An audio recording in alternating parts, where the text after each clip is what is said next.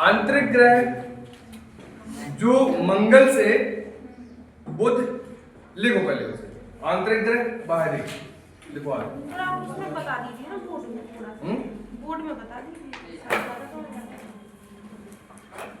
चलिए वीडियो में भी आ जाएगा। हाँ ये तो है, वीडियो तो आ जाएगी। अभी मैं सिर्फ ग्रह के बारे में समझा रहा था, बाकी आंतरिक ग्रह और बाहरी ग्रह में बताता ही बताता, और तो अब आपने कह ही दिया है तो बता ही देता हूँ।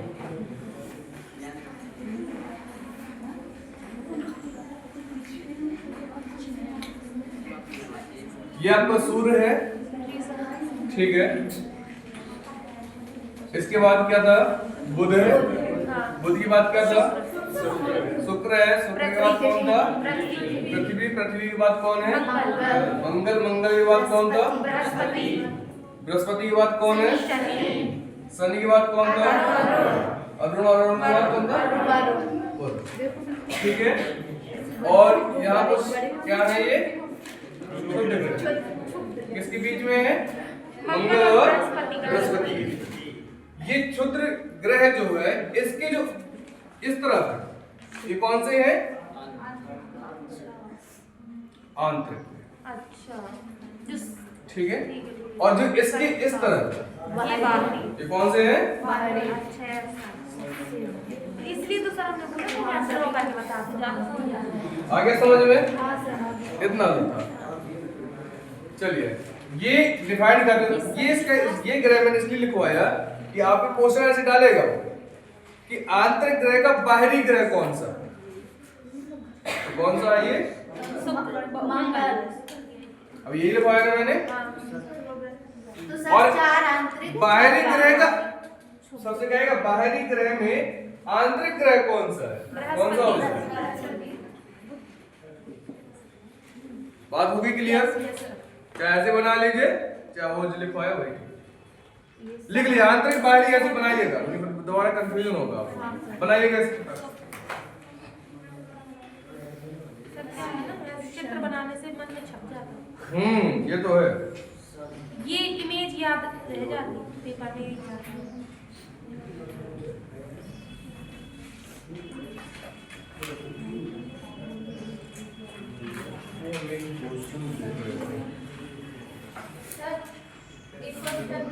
बताओ ऐसे कितने ग्रह हैं जिनके चारों छल्ले पाए जाते हैं?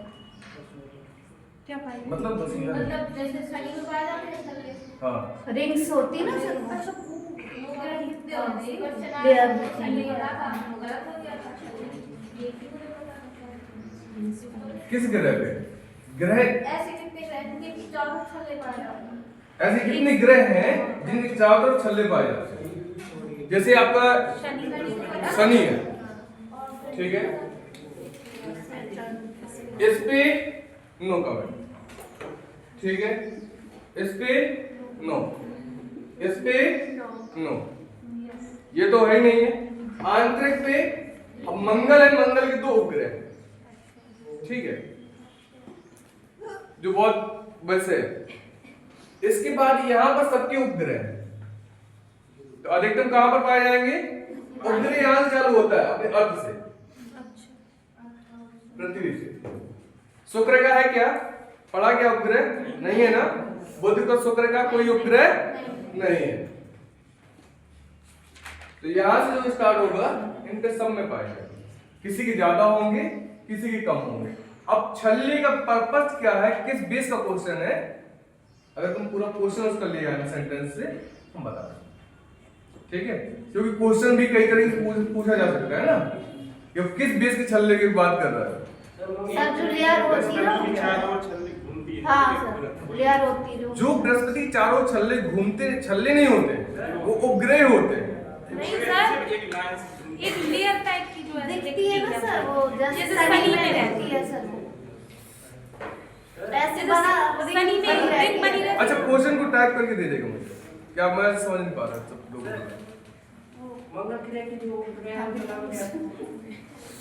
जो मंगल ग्रह के उपग्रह हैं आपके। एक तो आपका फेमस क्या नाम है उसको बता रहा हूँ, ये डिमोस है और होमो। अब इसमें भी छोटा है एक बड़ा है। सर ये जो है ना ये रिंग ऐसे कितने ग्राम में होती है ये पूछ रहा है। अच्छा ऐसी रिंग। हाँ ऐसी रिंग। हाँ ये जैसे शनि में दिखती है। हाँ। शनि में अकेले चलो होती है। इसको मैं देखता हूँ आज जाके। ला मुझे विकेट नहीं याद है इस पे। ठीक है अभी जो टॉपिक्स पे है वही कर लेते हैं। ठीक है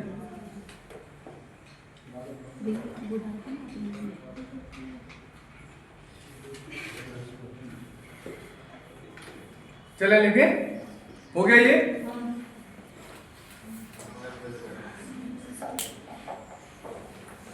मेन क्या ना जैसे रिंग से एक क्वेश्चन उठा के एग्जामिनर को एक क्वेश्चन पूछना है। ठीक है और पूरी क्लास का जो है शेड्यूल होता है। अगर मैं ग्रह पढ़ा रहा हूं तो फिर ग्रह पता है 1 घंटे में नहीं निपटता। ग्रह में एक चीज नहीं होती है। ग्रह ही एक टॉपिक इतना बड़ा है कि उसके कुछ रिसर्च कर लो जब भी पूरी समाप्त हो जाती है। तो एक क्वेश्चन उठा के लेकर रखना और पूरे उसको रखना। हमें क्या है कि हमारा टारगेट क्या है कि जितनी जल्दी हो सके वो इम्पोर्टेंट क्वेश्चन आए जहां से अधिकतम पूछे जाते हैं। ठीक है रह गया छल्ले का तो छल्ले वाले क्वेश्चन पूछा होगा जैसे हमने अभी लिखवाया था ना एक प्रेम वाला शुक्रवार तो ये ऐसे ही क्वेश्चन है। ठीक है फिर भी हम छल्ले का आपका जो है देखता हूं कितने ग्रहों में है। ठीक है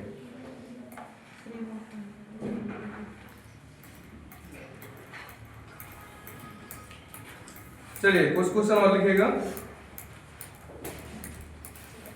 हाँ जो मैंने इस टाइप का ये बनाया है अभी आपका इसी के नीचे लिख लो। आकार के अनुसार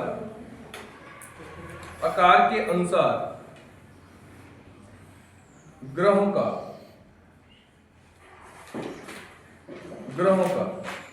आरोही क्रम या घटता क्रम। आरोही साथ में लिख लो घटता क्रम जिसको समझ में नहीं आ रहा। सर आरोही बढ़ता होता है। आरोही बढ़ता क्रम। आरोही घटता। आरोही बढ़ता होता है। आपने बोला आरोही और घटता उल्टा आरोही। अच्छा ठीक है इसको देखिए आरोही बढ़ता क्रम नहीं होता है। तो सर ये आरोही क्या होता है। अवरोही आरोही आरोही वही बोल रहा है।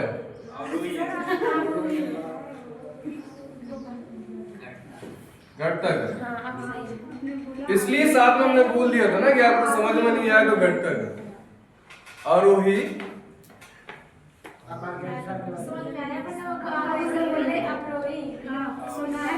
हमने बोला ही है आरोही। बात करो ना। सर आप सब थोड़ा चलिए ठीक है लिखिएगा मैं कल से और अपनी प्रैक्टिस करके आया करूँगा इन शब्दों पे। तो प्रैक्टिस नहीं क्या है किसी के समझ नहीं आता। हाँ हो सकता है ऐसे ही कुछ हो। फिलहाल मैं तो बोल तो वही रहा था। नहीं सर ठीक है लिखिएगा। आकार के हिसाब से सबको पता है ना तो बताइएगा फिर कौन कौन है। बृहस्पति। हाँ देख लीजिए सीधे बोल दीजिए बोलिए तो कम से कम। बृहस्पति शनि हाँ अरुण वरुण पृथ्वी मंगल नहीं पृथ्वी के बाद शुक्र फिर मंगल फिर बुध। क्या सर मंगलवार वॉइस तुम भी लोग बोल दिया करो। आकार के हिसाब से हो गया। आकार दिख ही रहा है इस। ठीक है कौन कौन सा बृहस्पति बृहस्पति के बाद शनि अरुण वरुण। ठीक है इसके बाद पृथ्वी फिर शुक्र मंगल बुध। इसलिए पृथ्वी में लिखवा भी दिया था 5वां सबसे बड़ा है। ठीक है ऐसे अब इसी में ये हो गया। दूसरा इसमें द्रव्यमान के अनुसार।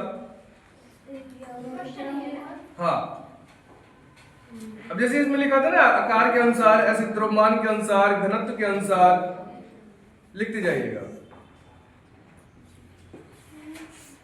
द्रव्यमान के अनुसार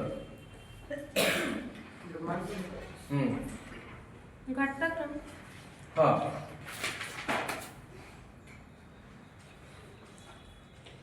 कौन कौन से हो सकते हैं। सर जो जितना बड़ा होगा उसमें तो वजन नहीं बृहस्पति परंतु इसमें एक डिफरेंस है बृहस्पति शनि तो सेम है। उसमें था अरुण और वरुण, इसमें क्या होगा, वरुण आगे होगा और अरुण पीछे होगा। बस इतना ही। हाँ ठीक है, फिर पृथ्वी शुक्र मंगल बुध। तो कंफ्यूजन क्या है, पीछे बात नहीं।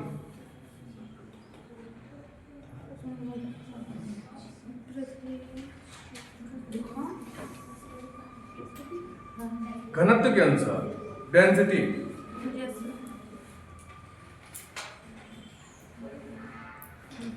द्रव्यमान की जैसे ही, द्रव्यमान मीन्स मतलब पता है आपको, वेट से होता है।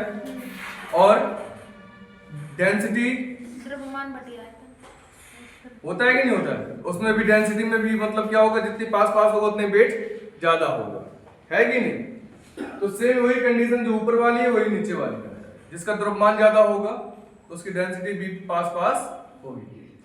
तो बृहस्पति शनि वरुण अरुण पृथ्वी शुक्र मंगल बुध द्रव्यमान और घनत्व का एक जैसा क्रम। एक जैसे।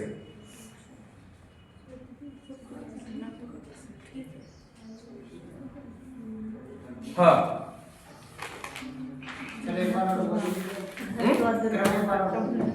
बृहस्पति शनि, बृहस्पति शनि मैं सॉक्स पहनती हूँ। हो गया। वरुण अरुण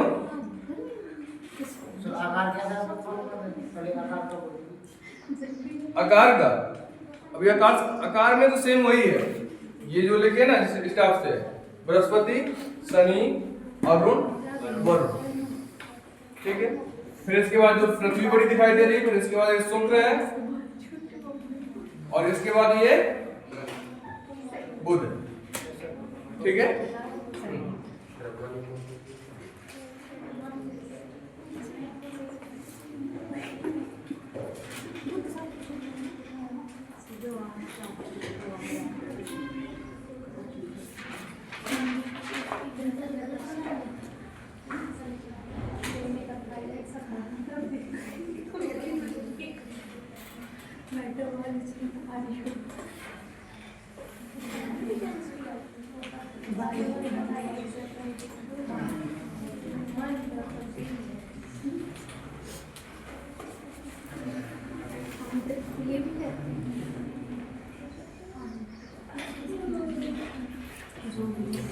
उसको जोवियन ग्रह, इंटरस्टेरियल ग्रह, ये भी लिख लीजिए। ये कभी ऐसे भी ये शब्द आपको डाल के पूछ सकते हैं, आंसर भी पूछ सकता है।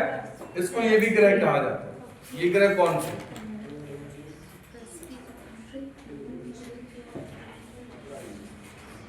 अब दूरी के हिसाब से,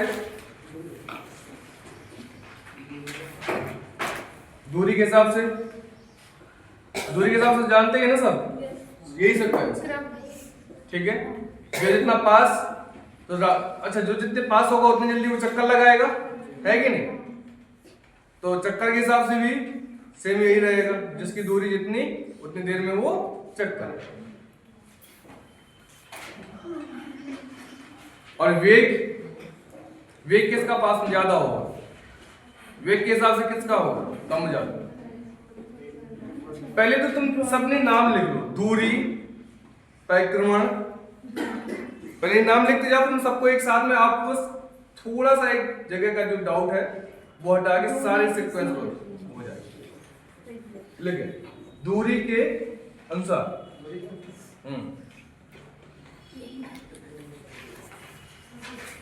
लिख ले चित्र का क्रम, क्योंकि चित्र बनाया है ना, आप बार बार चित्र। सर ये जोवियन, हाँ जोवियन,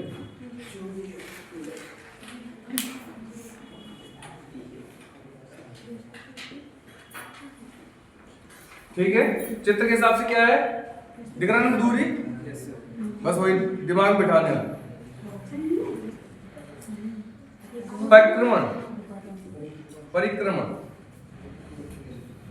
परिक्रमण के अनुसार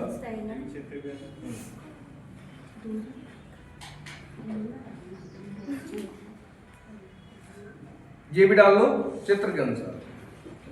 जो पहले होगा वो पहले लगाएगा, जो बाद में होगा वो बाद में लगाएगा। ठीक है। बेग, किसका बेग पहले होगा, किसका ज्यादा होगा? स्पीड है। हाँ स्पीड।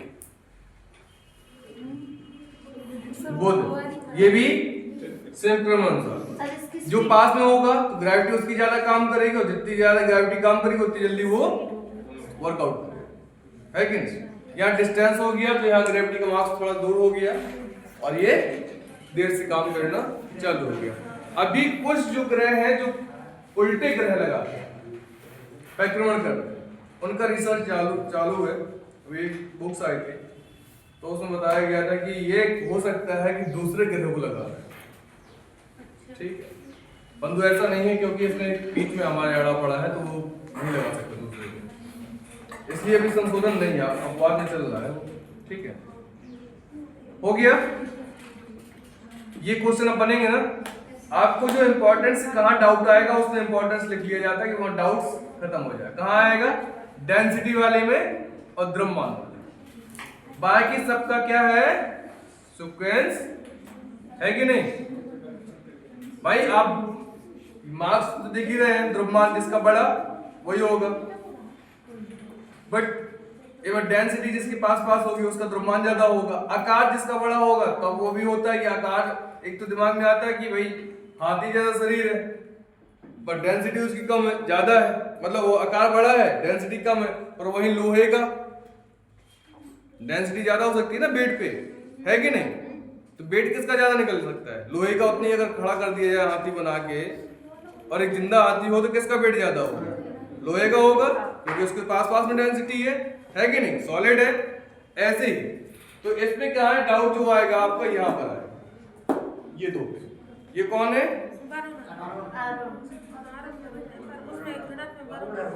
कौन है बताओ पहले, कंफ्यूजन कर दो, सीक्वेंस कर दो पहले। पृथ्वी, शनि, अरुण, वरुण। पहले जब भी कंफ्यूजन आए सीधे सीधे बैठा कर, बृहस्पति, शनि, अरुण, वरुण। तो पहले एक बार वरुण आता है, जिस डेंसिटी में ज्यादा किसकी डेंसिटी है? वरुण। इस व्यक्ति की ज्यादा डेंसिटी है। ये बड़ा जरूर है, फूला आदमी है, ये ज्यादा मजबूत नहीं है। मजबूत कौन है? वरुण। ठीक है, अरुण, शनि।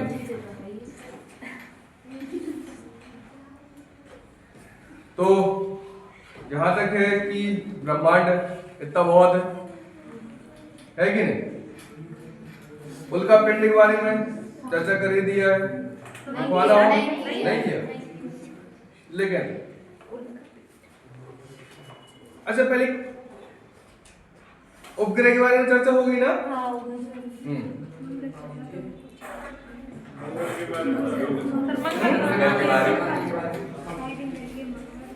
मंगल का तो कुछ उतना लिखवाई एक ही पॉइंट। अच्छा मंगल के बारे में, मंगल के बाद कौन सा ग्रह था? मंगल ही नहीं लिखा, मंगल के एक ही पॉइंट लिखवाया। ग्रह में सबसे बाहर लिख रहे। तो अभी लिख लीजिए और लिख लीजिए पॉइंट मेरे पास और क्या है। चलिए लिखिएगा। मंगल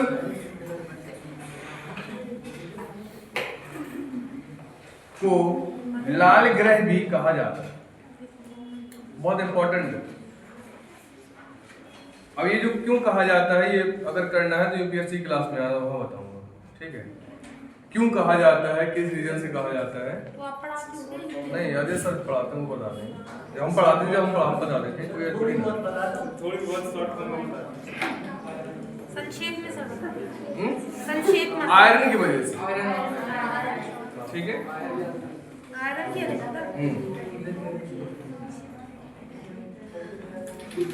सर ऐसे लिख लीजिए। चाहे मंगल की मिट्टी में, क्वेश्चन लिख लीजिए, जब पूछे दिया बता दीजिए।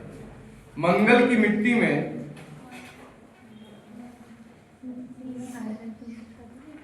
आयरन ऑक्साइड तत्व की अधिकतम के कारण, आयरन ऑक्साइड तत्व की अधिकता के कारण इसका रंग लाल दिखाई देता है। कैसा दिखाई देता है? लाल। इसी वजह से लाल ग्रह कहते हैं। मंगल के वायुमंडल में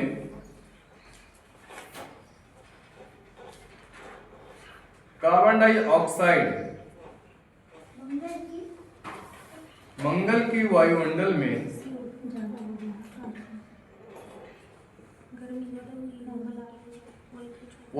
में कार्बन डाइऑक्साइड गैस की प्रधानता अधिक होती है।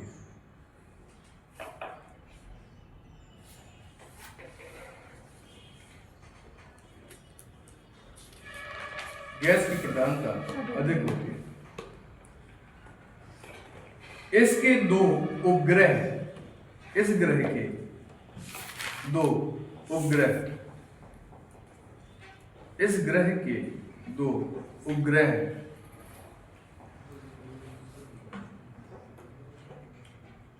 क्या नाम है सर? फोबोस, डीमोस, फोबोस एवं डीमोस। लिख दें? हाँ, लिख दिया करिए। फोबोस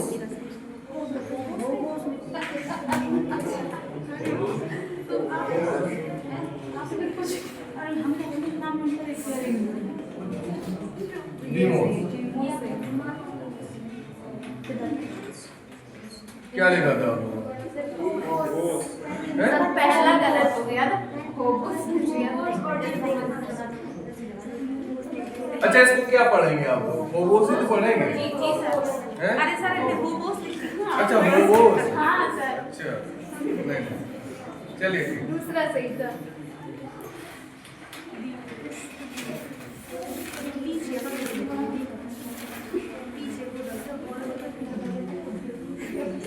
मंगलयान उपग्रह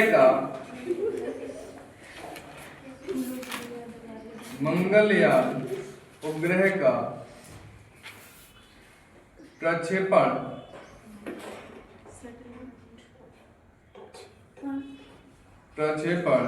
PSLV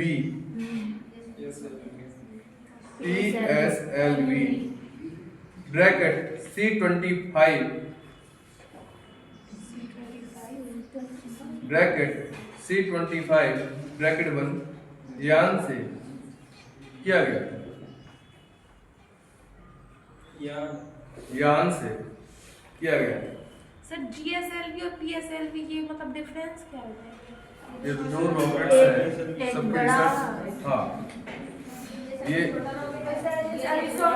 ये आपके जैसे ही आप उसमें पहुंचेंगे और बताएंगे आपको इसके बारे में अच्छे से। जो टेक्नोलॉजी जो होती है ना, वो इनके बारे में बहुत अच्छे से बताते हैं। हाँ, साइंस एंड टेक्नोलॉजी होती है, उनके बारे में पूरा ये विस्तार जितना भी होता है सब बताते हैं। और अपन का सिर्फ नाम से मतलब है, रिसर्च नहीं करना। सर इसी PSLV से ज्यादा होता रॉकेट।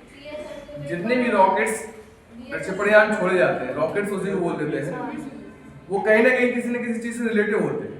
ठीक है, अपन मंगल को रिलेटिव था जो था उसको लिखवाएगा। ठीक है, बाकी चंद्रमा का भी होगा तो भी वो उसमें कोई ना कोई नाम होगा, बहुत सारे नाम होंगे, होंगे नहीं होंगे? हाँ,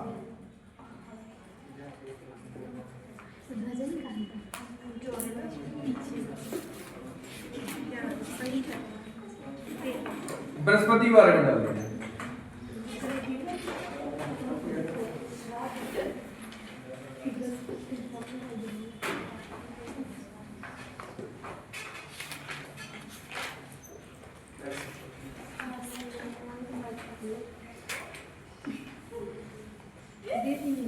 सौरमंडल का, अब बताओ मैं इसमें क्या लिखवाऊं? क्या सबसे बड़ा सबसे भारी ग्रह? नहीं लिखवाऊं ना? क्यों? क्योंकि मैं 2-3 बार बता चुका हूँ, 2-3 में एग्जाम्पल दे चुका हूँ। ठीक है, अब ऐसे क्वेश्चन अगर वही लिखवाऊंगा तो मतलब बार बार सब कॉपी का टाइम। अगर आप लोग कहें तो मैं लिखवा देता हूँ। तो ऐसा मत है कि मैं कॉपी बनवाने का, शॉर्ट कॉपी बनवाने का मतलब ये नहीं है कि आप वहीं तक पढ़े। जैसे ही वो की पॉइंट पढ़ रहे हैं तो उसके एरिया में जितना भी इर्द गिर्द घूम रहा है वो सारा क्या होना चाहिए आपको करेक्ट से माइंड से कनेक्ट करते रहना। तो ठीक है, जैसे कोई चीज बड़ा आ जाए, बड़े में कौन कौन चीज आ रही है, आकार आ जाए तो आकार में कौन कौन चीज आ रही है। चित्र को बार बार इमेज करेंगे आप तो आपकी क्या होगी, इमेजिनरी क्षमता जो है वो भी बढ़ेगी और साथ में लर्न पॉइंट जो है ज्यादा नहीं है। ठीक है, तो लिखिए अगर इसमें बृहस्पति में बृहस्पति डाल था तो ये कार्ड अच्छा। सबसे बड़ा ग्रह यही वही है सबसे बड़ा ग्रह कौन सा है, तो सौरमंडल का, तो लिखने की जरूरत नहीं, उसको काट दीजिए। ठीक है, बृहस्पति के वायुमंडल में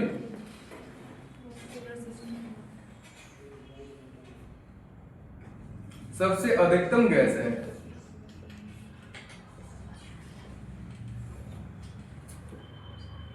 हाइड्रोजन एवं हीलियम। हाइड्रोजन एवं हीलियम, इससे आपको क्या समझ में आ रहा है? हाइड्रोजन एवं तो सर ये ज्यादा गर्म भी होगा ना सर, आपके संलयन हो रहा होगा तो चमक रहा होगा। इसी को दूसरा सूरज भी बोलते हैं, सूरज का छोटा भाई। अगर कभी क्वेश्चन आया सूरज रिलेटेड चमकदार, तो इसलिए बृहस्पति, क्योंकि नाभ के संलयन होगा तो चमक उठेगी और चमक उठेगी कि सूर्य की प्रवृत्ति से उठेगी, तो इससे भी दिख जाएगा। ठीक है, इससे सूर्य का छोटा इसको भाई। सूर्य का छोटा भाई भी कहते हैं।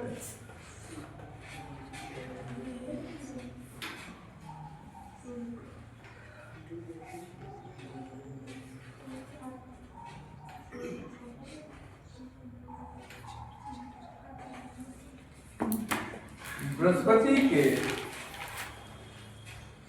खोजकर्ता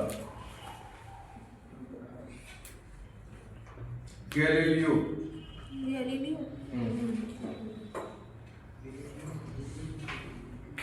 गैलीलियो, ठीक है।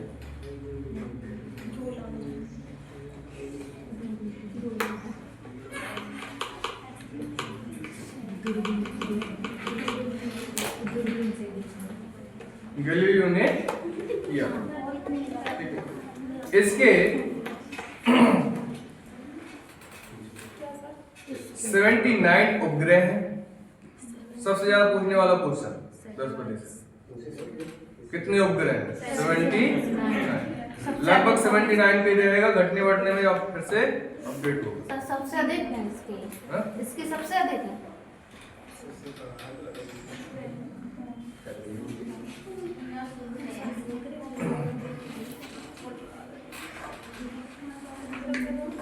इसका सबसे बड़ा उपग्रह 79 उपग्रह है, जिसमें सबसे बड़ा उपग्रह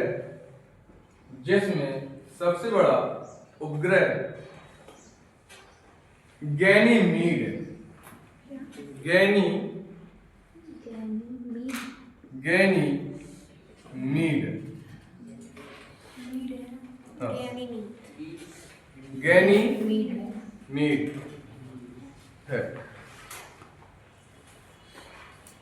सबसे ज्यादा क्वेश्चन पूछा जाता है कितने उपग्रह हैं?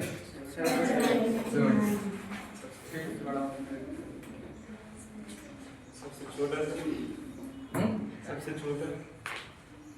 इसका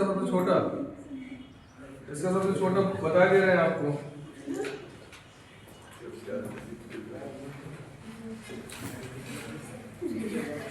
सबसे छोटे ग्रह तो बहुत सारे बनते रहते हैं, पनपते रहते हैं, पर बड़ा ही पूछा जाएगा। जो क्वेश्चन इंपॉर्टेंट है वही लिखो, नहीं ऐसे की पॉइंटों को याद करने का कोई मतलब नहीं। लिखवाने के लिए तो बहुत सारी किताब पॉइंट है, मैं लिखवाता चला जाऊंगा। ठीक है, अब छोटे पॉइंट बड़े पॉइंट, जो क्वेश्चन इंपॉर्टेंट हो, जो उसमें ज्यादा अधिकता आने की संभावना हो, वही लिख लीजिए। नहीं, ये वन लाइनर पॉइंट बहुत सारे होते हैं, बहुत सारे कटवा देते हैं, जहां से आने की संभावना है ही नहीं, तो लिखो। ठीक है।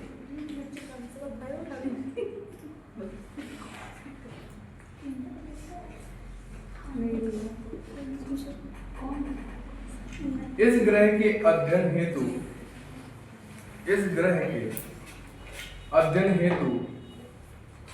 2011 में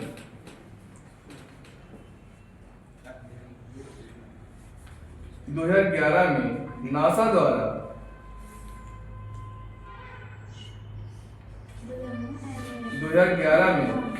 द्वारा जूनो नामक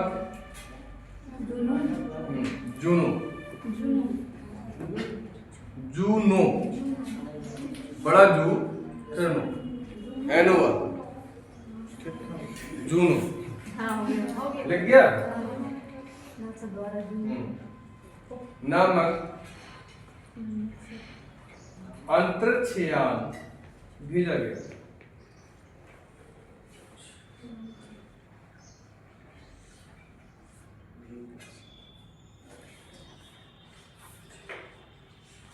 अच्छा एक चीज बताओ, उपग्रह जैसे कहीं उपग्रह आ जाए और चंद्रमा आ जाए लिखकर कि बृहस्पति की चंद्रमा कौन किसने खोज की थी, तो चंद्रमा भी लिखकर कहीं आ जाता है तो वो भी एक उपग्रह का ही संकेत देता है। बात समझ में आ गई? ये लिखाना चाहो लिखवा लो, क्योंकि क्वेश्चन में हो सकता है कि आपकी चंद्रमा पूछ दे कि बृहस्पति की चंद्रमा को किसने खोज की थी। तो गैलीलियो ने जब बृहस्पति की खोज की थी तो चंद्रमा की कौन करेगा? अधिकतम गैलीलियो की चांस होता है, और वो भी गैलीलियो ने ही खोज की थी। चंद्रमा मींस हाँ, चंद्रमा मींस उपग्रह। कोई जितने भी उपग्रह होते हैं सब चंद्रमा होते हैं, ठीक है। वो दूसरे परिप्रेक्ष्य का होता है, दूसरे ग्रह का चंद्रमा हो सकता है, ठीक है। जैसे हमारे ग्रह का पृथ्वी का चंद्रमा है, ऐसे ही दूसरे का डिमोस मंगल का डिमोस या फोबोस है कि नहीं? चलिए सर, अपने चंद्रमा का नाम चंद्रमा ही है कि और भी कुछ होगा? नहीं, अपने चंद्रमा को चंद्रमा ही कहा गया है। उसी चंद्रमा से एग्जाम्पल इस थॉट होते हैं, जो शब्द बनते हैं वो परिप्रेक्ष्य में कहीं ना कहीं दर्शा दिए जाते हैं। चंद्रमा शब्द मतलब ये नहीं होता है कि अपने चंद्रमा मतलब उपग्रह कहना अच्छा नहीं लगता, तो सबका नाम है, किसी का फोबोस है, किसी का डिमोस है, ऐसे ही अपने का चंद्रमा है। और अपने चंद्रमा से सेम वही चीज हुई तो उसको चंद्रमा के नाम से रिलेट कर देते हैं। तो एग्जामिनर की थॉट की बात है कि कभी कभार वो ऐसा चीज सब डाल सकता है, ठीक है। अब आइए शनि के बारे में।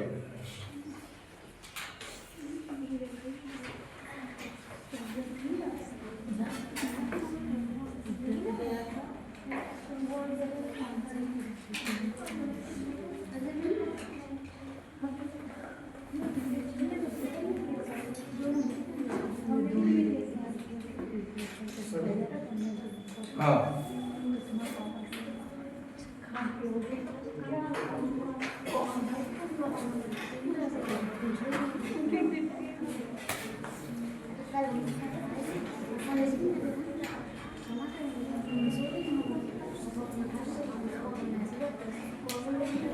ठीक है।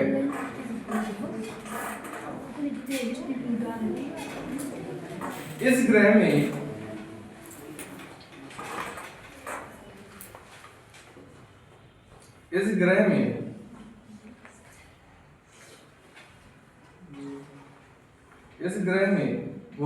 वलय, जैसे आप छल्ले बोल रहे हैं, वलय की संख्या 7 है।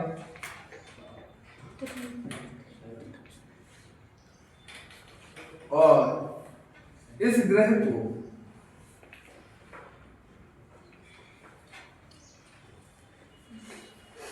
गैसों का गोला एवं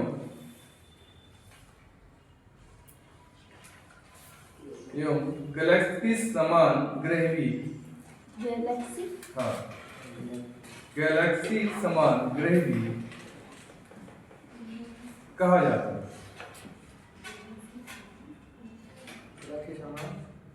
ग्रह भी कहा जाता है। इस ग्रह में उपग्रह की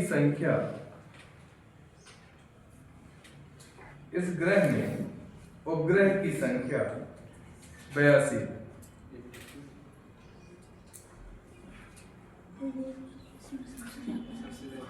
79 आपके बृहस्पति में थे, शनि में 82। अभी सबके आंसर आपको धीरे धीरे जैसे आप पढ़ते जाओगे ना, जो आपके मनों में क्लाइड होती है, सबके धीरे धीरे आप सीक्वेंस पे चलिए तो सबके आंसर मिल जाएंगे, कौन ज्यादा होगा कौन कम होगा। ठीक है,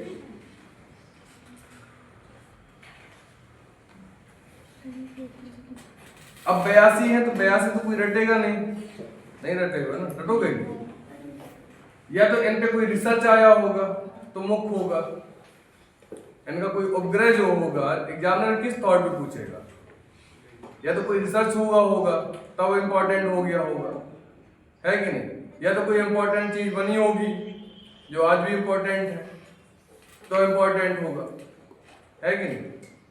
बाकी तो बहुत सारे ऐसे बने रहेंगे तो कहाँ तक याद करेंगे? इसमें सर 142 दिखा रहे हैं। किसमें? 145 दिखा रहा है गूगल। शनि की कुल उपग्रहों की संख्या कितनी है? 145 दिखा रहा है। अब देखिए भाई 145 आपने कहा, और बृहस्पति के पंचांग मैं इसलिए डेटा को अब शनि का डेटा मानूं या किताब का डेटा मानूं? इन डेटा में इसलिए नहीं लिखवाते हैं, इसमें लगभग इसलिए लिखवाते हैं खगोल की दुनिया की खोज, इसलिए हम अभी जस्ट हमें पता था कि हम इस झूठे, देखिए कोई एक बच्चा आ जाएगा, हम दिखा देते हैं कौन आएगा, वॉइस आ जाएगी, आ जाओ सर। ये लिखा हुआ है शनि की कुल उपग्रहों की संख्या कितनी है? अब बताओ, ये बुक से जो प्रमाणित है, एक रजिस्टर्ड है। नहीं सर, बढ़ते रहते ना, हाँ। खोज होती रहती है इस वजह तो से। अभी ये अपडेटेड है। ये बुक कब की? 2025। सर कैसे बात कहते हैं? तो सर 2026 आने वाला है सर। अच्छा ऐसा हो सकता है, चलिए ठीक है। तो फिर कुछ चीजें, ये चीजें जो है ना, इसलिए मैं लिखवाता नहीं हूँ सर इतनी जल्दी इतनी थोड़ी ना बन जाएंगे। इसी वजह से।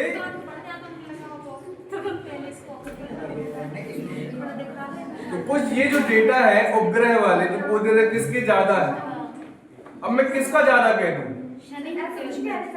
भाई मैं कह नहीं सकता नहीं कब किसके कितने निकल जाए, है कि नहीं? कोई स्तर हो या किसी का मानक स्टैंडर्ड हो तो हम कह दें।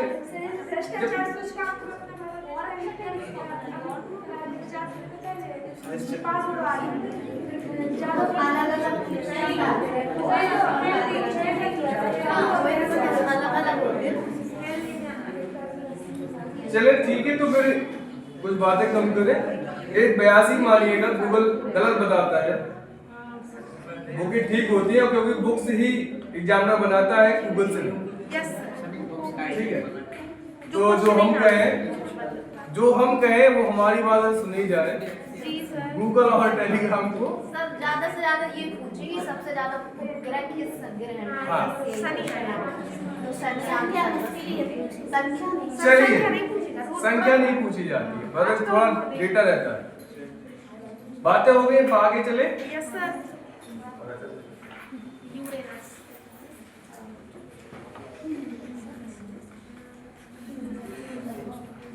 शनि का सबसे बड़ा उपग्रह,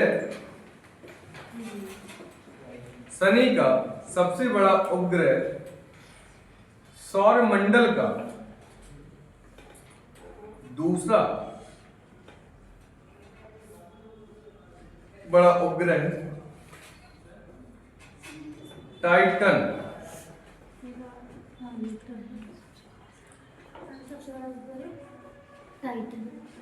टाइटन तथा दूसरा नंबर का ग्रह रिया।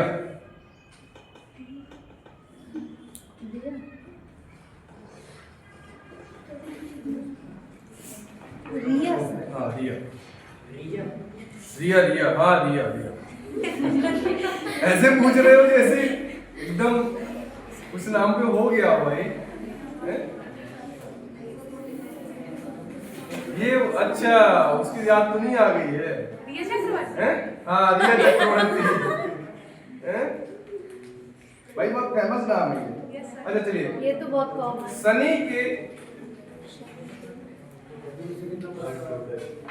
शनि के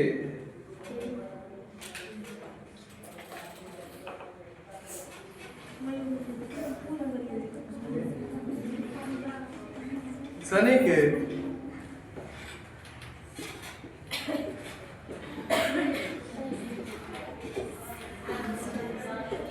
एंसेलेडस, शनि के ये ग्रह का नाम लिख लीजिए, उपग्रह का। शनि के इस उपग्रह में, शनि के इस उपग्रह में एंसेलेडस सक्रिय ज्वालामुखी पाया जाता है। अभी तक किसी में सक्रिय ज्वालामुखी की चर्चा नहीं। तो रिया मतलब में पाया जाता है, रिया में। रिया में नहीं, एंसेलेडस में पाया जाता है। क्योंकि अभी तक अपन ने सक्रिय ज्वालामुखी की चर्चा नहीं की, तो क्वेश्चन जब भी उठेगा तो सक्रिय इंपॉर्टेंट होता है। इसमें टैग बना दो। ये क्वेश्चन हो सकता है कि आपके उसमें डालें भाई, ना तो आपसे पूछेगा कि कितने उपग्रह हैं, ना पूछेगा ये, परंतु हो सकता है क्वेश्चन कैसे डालेगा कि कितने किस ग्रह में है जिसका उपग्रह में क्या है, ज्वालामुखी। ये क्वेश्चन आपका इंपॉर्टेंट है, ठीक है। अब डाल लीजिए अरुण।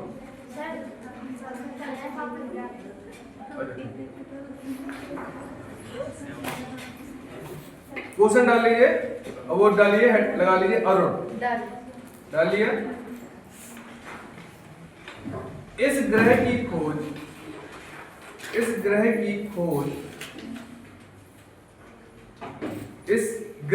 खोज विलियम हर्शेल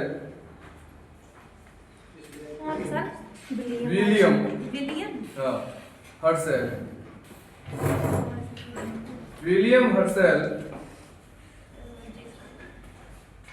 1781 में की थी। 1781 लिखवा दिया, डेटा याद करने की जरूरत है नहीं, खाली विलियम हर्शेल। ये भी इम्पोर्टेंट नहीं है, एक जनरली जैसे आप पढ़ रहे हैं तो अरुण वरुण के बारे में कभी कभार कि बहुत दूर के ग्रह हैं जिनकी खोज करता कौन थे। जैसे बृहस्पति है तो साइनिक के बारे में था, तो उसका खोज करता कौन था। ये और भी ग्रह हैं, सबके ग्रह में खोज करता नहीं लिखवा है, ठीक है। तो कारण है कि दूर से है और उसमें साइनिंग का था, दूरबीन का इशू आया था, तो कुछ ना कहीं इंपॉर्टेंस थी, ठीक है।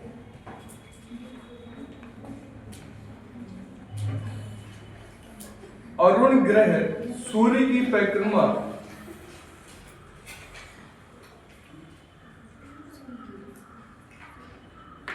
84 वर्षों में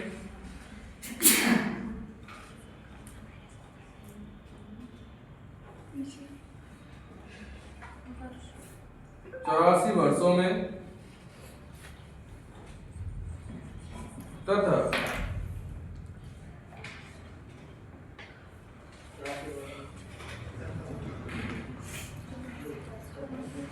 84 वर्षों में तथा मीथेन गैस की अधिकता होने के कारण मीथेन गैस की अधिकता होने के कारण नीले हरे रंग का दिखाई देता है।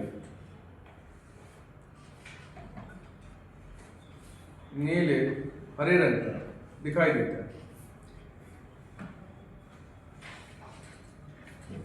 इसे लेटा हुआ ग्रह भी कहते हैं।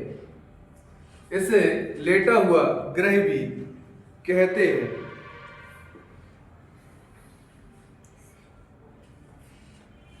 क्योंकि ये अच्छी झुकाव, क्योंकि इसमें अच्छी झुकाव अधिक है। अच्छी झुकाव मतलब सर अपनी पृथ्वी में 23.5 है, इसमें सबसे ज्यादा है, इसलिए इसे लेटा हुआ ग्रह। तो लेटा हुआ ग्रह इंपॉर्टेंट, किस ग्रह को जो पूर्णतः झुका हुआ है, समझ रहे हैं ना। तो एक क्वेश्चन ये इंपॉर्टेंट इसका ये बनता है। एक क्वेश्चन ये बनेगा आपका कि किस व्यक्ति ने इसकी खोज की, ठीक है, इसके अधिकतम 2 ही इंपॉर्टेंट्स होंगे जो आपके क्वेश्चन से ज्यादा रिलेट कर रहे हैं। सर ये 84 जो वर्ष है वो पृथ्वी के वर्ष होंगे। हाँ,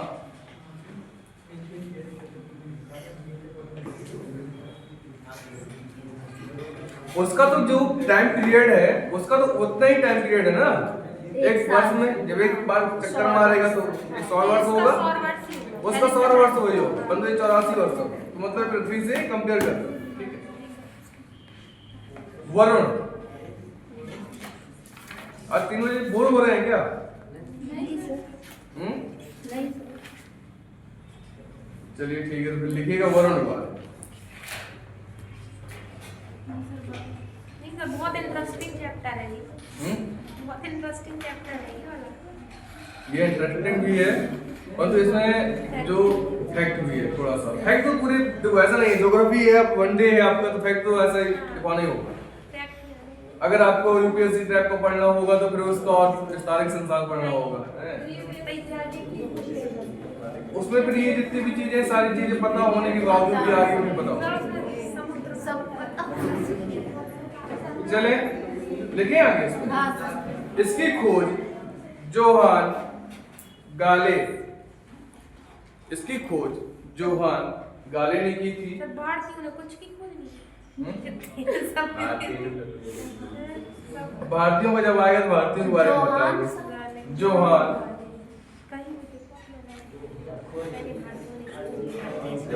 जोहान गाले ना, जोहान गाले, जोहान गाले ने की थी। यह सूर्य का सन लिख लीजिए 1846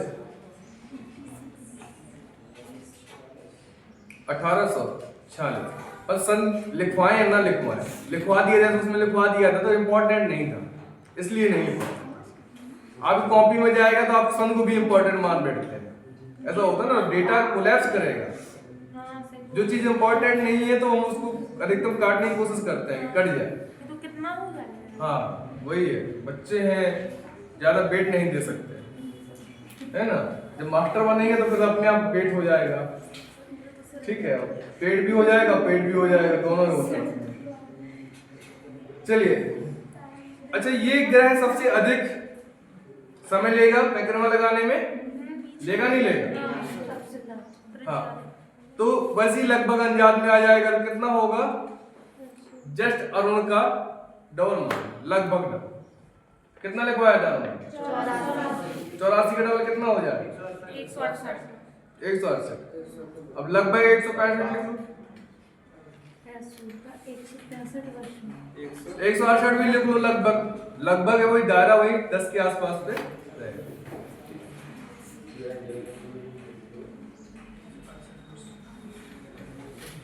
165 लगभग में कोई बात नहीं, लगभग 168 या 165 आपको जैसे भी याद करने में उचित लगे डाल, ठीक है, इतने पास पास में नहीं देगा।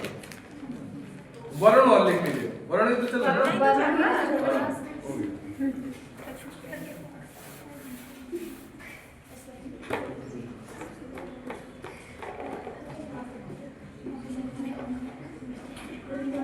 अच्छा एक क्वेश्चन पूछूंगा आपसे, सिर्फ अपने कॉमन सेंस से देना जो अभी तक पढ़ा है। कौन सा ग्रह सौर जगत का सबसे दूर का ग्रह है? वरुण। पक्का ना? बस अब ऐसे एक ही पॉइंट उसमें लिखे हुए, तो क्या ये लिखवाने की जरूरत है? नहीं सर।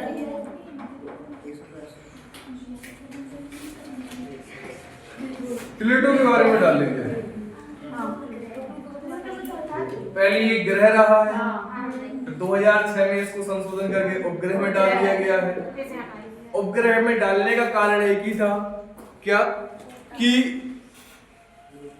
ग्रह जो है वो सूर्य की परिक्रमा एक स्वतंत्र प्रकृति के अनुसार करे, उसकी जगह दूसरा ग्रह आगे उसका कोलैप्स ना करे।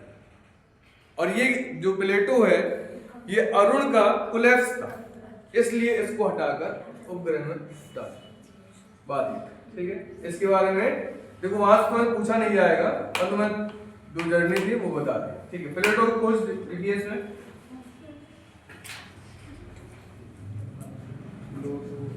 प्लेटो डालिए था, प्लेटो, हाँ।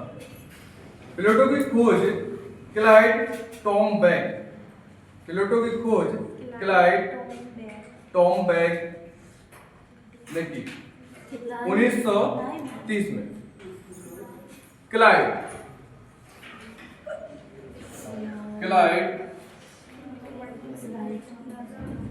टॉमबैक 1930 में की थी, जब इसे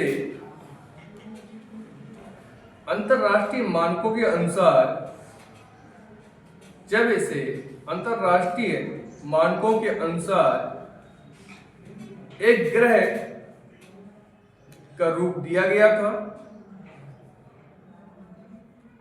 एक ग्रह का रूप दिया गया था।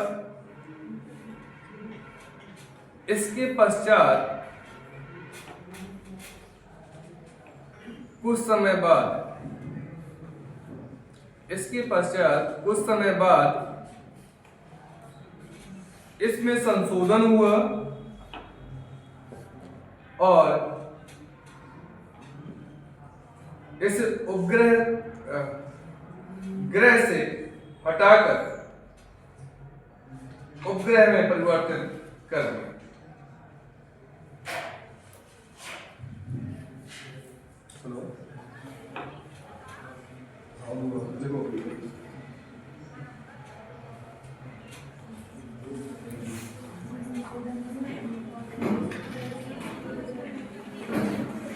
बुआ ठीक है, ठीक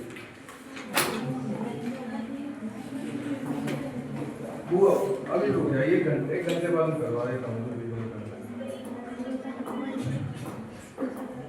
मेरे पास दादी की फोटो नहीं होगी मेरे पास।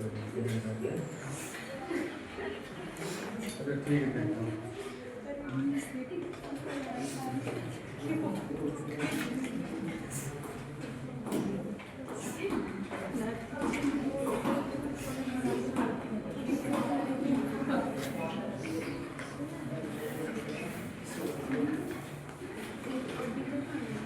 कहाँ लिखवा दिया था? इसको उपग्रह में परिवर्तित कर दिया गया। इसे उपग्रह में परिवर्तित कर दिया गया था। वर्ष 2006 में, वर्ष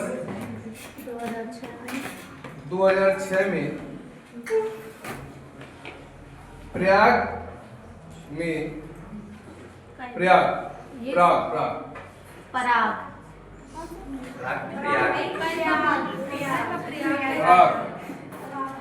प्राग ये वो है ना, सिटी है सर। अच्छा,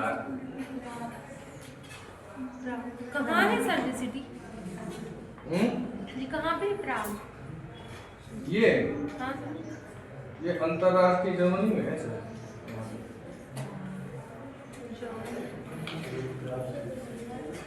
प्राग में हुए अंतरराष्ट्रीय खगोलीय संघ के,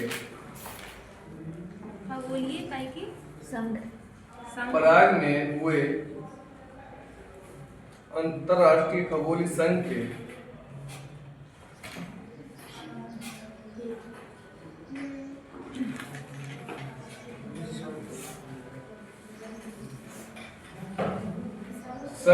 सम्मेलन में, संघ के सम्मेलन में इस ग्रह का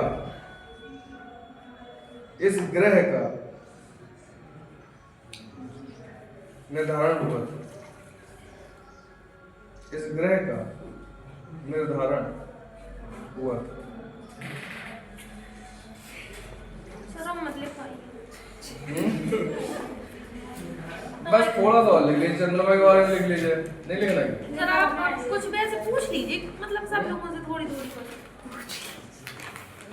लिखते लिखते पूरा 10 पेज भर गए। चलिए ठीक है, नहीं लिखवा देते, आप समझा देते, ठीक है। बस हमें 5 मिनट का टाइम दे देगा थोड़ा सा। सर चांद का थोड़ा सा चांद को दिखा दो। हाँ वही तो चांद और लिख जाएगा तो आपको हो जाएगा। जी सर। चांद बस चांद वर्ग और बचा है। चांद लिख गया तो आपके ग्रह जो है उपग्रह जो है ठीक है वो सर। खत्म हो जाएगा। चांद में ये आता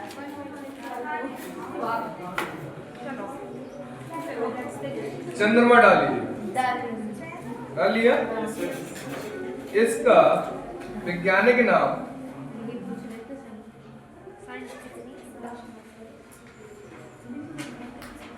यस सेलेनो सर। सेलेनोलॉजी।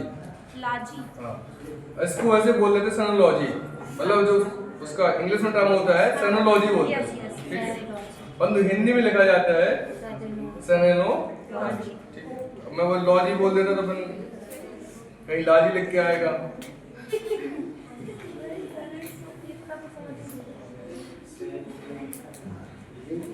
एक मिनट रुकिएगा। हो गया। पृथ्वी का एकमात्र उपग्रह आ गया ना, जो आप पूछ रहे थे पृथ्वी में कितने ग्रह हैं। पृथ्वी का एकमात्र उपग्रह कौन सा है? चंद्रमा।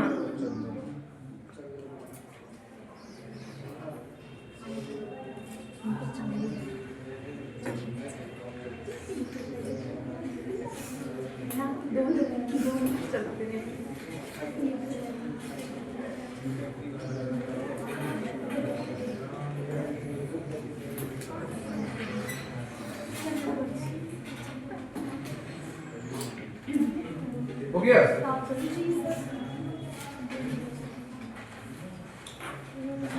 अच्छा भाई एक चीज बताओ कॉमन सेंस से, चंद्रमा की पृथ्वी की जो दूरी है वो घटती बढ़ती रहती है फिक्स रहती है? घटती बढ़ती रहती है।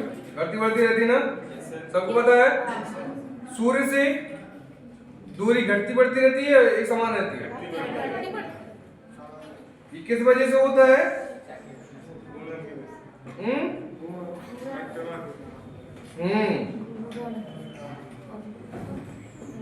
परिक्रमण के कारण।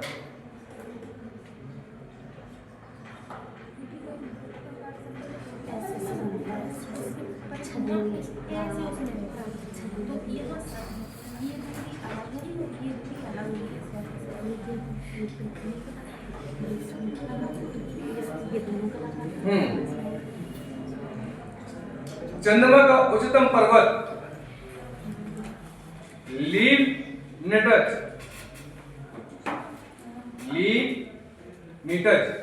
छोटी नहीं आधा का वजन। लीफ लीप है या लीप?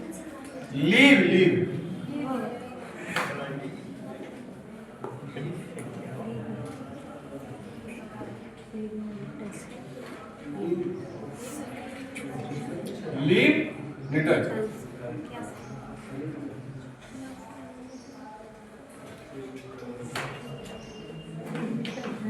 चंद्रमा का सबसे ऊंचा पर्वत कौन सा है? अब चंद्रमा को पृथ्वी से कंपेयर करके हमें पढ़ना चाहिए थोड़ा सा, है कि नहीं? तो पृथ्वी की जितनी ग्रेविटी है चंद्रमा की कितनी है?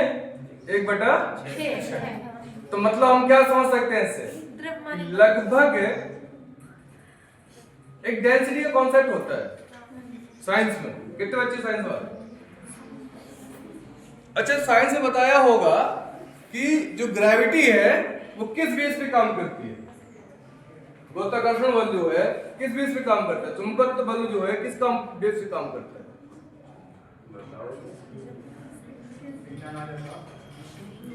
नहीं पड़ेगा।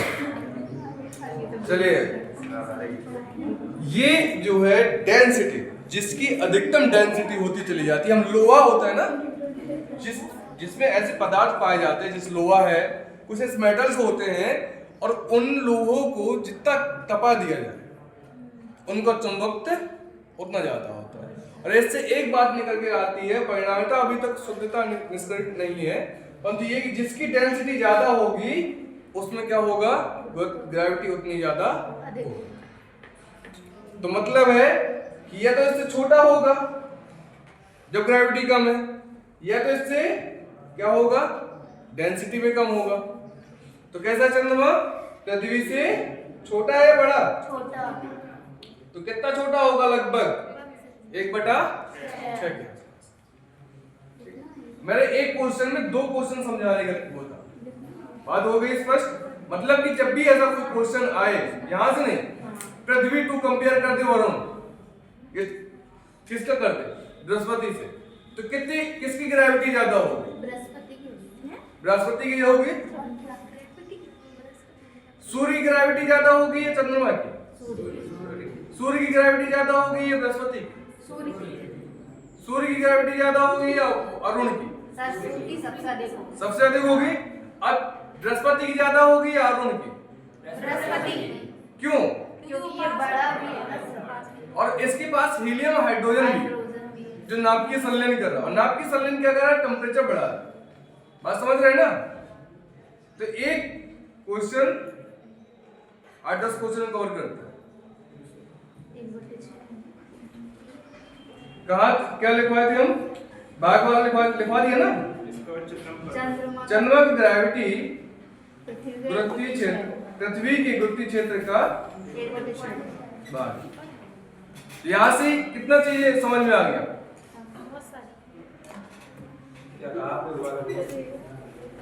चंद्रमा का गुरुत्वीय क्षेत्र पृथ्वी के गुरुत्वीय क्षेत्र का 1/6 भाग। बात हो गई स्पष्ट? तो कंपेयर तो कर ले जाएंगे ना। एग्जांपल्स के थोड़े बता दिया, वो तो मैंने पहले आपको समझा दिया उस चीज का, ठीक है। चलिए, चंद्रमा परिभ्रमण तथा परिक्रमण, चंद्रमा परिभ्रमण तथा परिक्रमण अवधि लगभग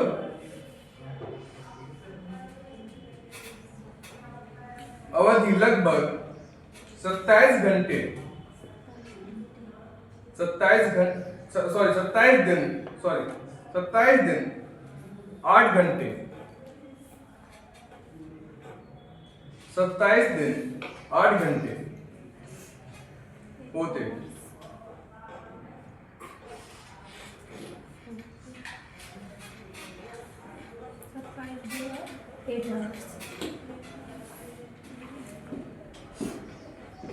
पृथ्वी की सतह से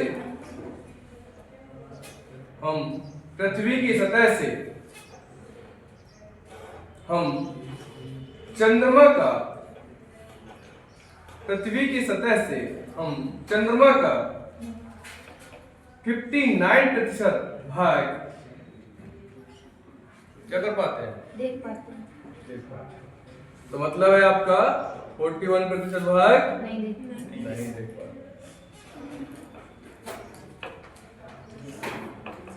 चंद्रमा पर वायुमंडल अभी तक नहीं मिला है। आगे की शोध में मिल जाए तो मुझे पता नहीं, पर अभी तक नहीं मिला है। तो इसका मतलब क्या हुआ? वायुमंडल नहीं है। आपके एग्जाम में आए कैसा है कि वायुमंडल है या नहीं है? तो क्या करेंगे? जब अभी तक नहीं मिला तो नहीं है कि नहीं? जब मिल जाएगा, कोई रिसर्च डालेगा, कुछ किसी को पता चलेगा, ऑक्सीजन मिले, पानी मिले, कुछ भी तो मिले। अंतरिक्ष मींस आप समझ रहे हैं? वायुमंडल मींस जहां तक हवा पाई जाए उसे वायुमंडल। जहां से हवा या गैसेस को पाना नहीं मिले वो अंतरिक्ष का है। बात हुई है स्पष्ट? नहीं, बहुत से लोगों के बीच में तो यही कंफ्यूजन होगा कि अंतरिक्ष और वायुमंडल में क्या डिफरेंस है। तो अंतरिक्ष जहां तक वायु पाया जाएगा वायुमंडल, जहां से वायुमंडल नहीं पाया जाएगा वहां से अंतरिक्ष चालू होगा। अंतरिक्ष में छोटा नहीं, अंतरिक्ष बहुत बड़ा है। जितना ये आकाश गंगा है, जितना ब्रह्मांड है, सब में पूरे में अंतरिक्ष है। तो इसमें क्या है? अंतरिक्ष पाया जाएगा पर वायुमंडल नहीं। इसलिए क्योंकि अंतरिक्ष कई बार क्वेश्चन हो सकता है कि उसमें पूछ दे कि चंद्रमा में अंतरिक्ष पाया जाएगा या नहीं पाया जाएगा। तो अंतरिक्ष तो पाया जाएगा और वायुमंडल नहीं पाए। बात क्लियर हो गई ना? ना हो तो लिख लो, भूलना जाए। ठीक, लिख लिया।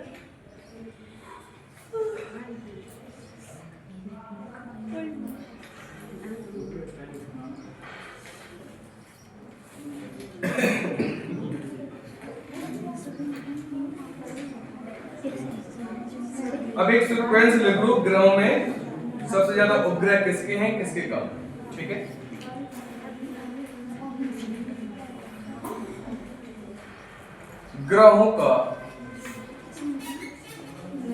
ग्रहों के उपग्रह, ग्रहों के उपग्रह का आरोही क्रम, अवरोही आरोही। अवरोही, आओ आओ, ठीक है, घटता क्या? जी सर, हाँ यही बोला करिए, घटता बढ़ता सही। बाकी चक्कर में अवरोही क्रम के ग्रह, आरोही क्रम के ग्रह। बात सेंटेंस समझ में आया प्रश्न का? मतलब वो कह रहा है कि जो ग्रह हैं उनके सबसे ज्यादा ग्रह में उनसे घटता क्रम लिखवाए। ठीक है, लिखे शनि, बृहस्पति, अरुण, शनि, बृहस्पति, अरुण, वरुण। इसके बाद कौन आ जाएगा? मंगल, पृथ्वी। शनि, बृहस्पति, अरुण, वरुण, मंगल, बृहस्पति। बात हो गई स्पष्ट? पृथ्वी सर। हाँ, मंगल पृथ्वी और पृथ्वी। पृथ्वी तो बोला और क्या बोला? बृहस्पति। अच्छा, बृहस्पति, सॉरी, यहाँ रख दिया, हाथ यहाँ रखा था, नहीं हाँ रखा हाँ था, हाँ, समझ यार, गया। टाइम स्लिप हो जाती है। चलिए,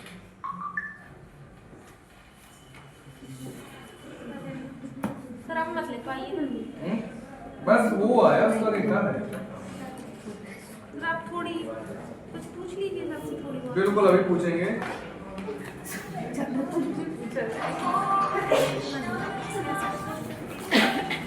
चलो, आप बोले तो 11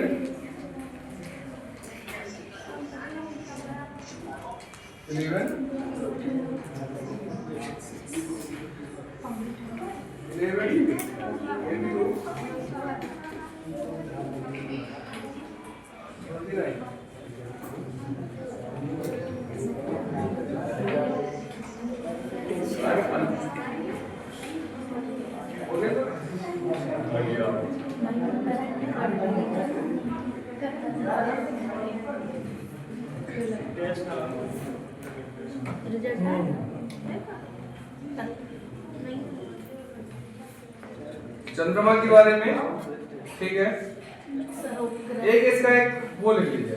अच्छा, उपग्रह हो गए ना, लिखवा दिए ना उपग्रह। बुध और शुक्र के पास कोई उपग्रह नहीं है, तो ऐसे कौन से कितने ग्रह हैं जिसके पास उपग्रह नहीं है? दो उपग्रह है। कौन से ग्रह है? बुध और शुक्र। सबसे अधिकतम ग्रह किसके पास है? और इसके बाद, इसके बाद, इसके बाद, इसके बाद, इसके बाद तीसरे नंबर का, सबसे अधिक तीसरे नंबर का उपग्रह वाला ग्रह कौन सा है? कौन सा है? अरुण। तो वैसे क्वेश्चन हो गए सारे, जो आपकी मन जितनी मनोवृत्तियां हैं वो धीरे धीरे सब कवर हो जाए। ठीक है,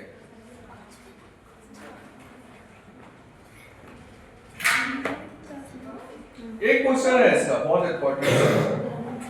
चंद्रमा पर काले धब्बों वाले क्षेत्र को, चंद्रमा पर तुम बस लिखते रहो और सुनते रहो। यहां लिखना है और एक बार सुनना, और फिर इसके बाद तुम चंद्रमा को देखना तो याद आए। अच्छा, ये धब्बे इस वजह से दिखाई देते। ठीक, भैया वही तो पढ़ना है। बुध पढ़ा, जैसे शुक्र पढ़ा, तो क्या पढ़ना है? चंद्रमा पढ़ना है, पृथ्वी देख रहे हैं ना। लेकिन चंद्रमा पर काले धब्बे वाले क्षेत्र को सी ऑफ, जाओ लिख देते हैं,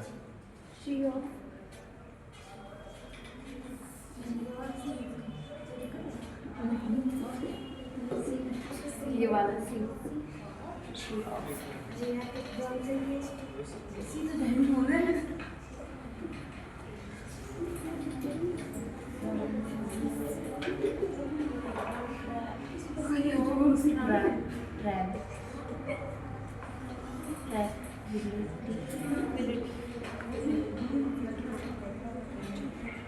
सी of tranquillity, C of tranquillity, यह ब्रैकेट में डाल लीजिए, शांति का सागर, शांति का सागर, सागर सागर, सागर। हाँ। ये ज्यादा आसान है ना। हाँ, परंतु ये डालेगा नहीं ऑप्शन में, वो डालेगा यही ऑप्शन में। समझ रहे हैं ना, इसलिए नहीं लिखवाया, नहीं हम यही लिखवा देते।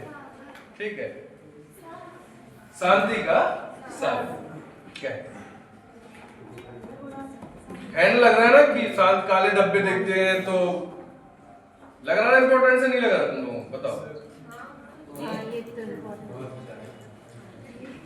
किसने कहा बहुत ज्यादा?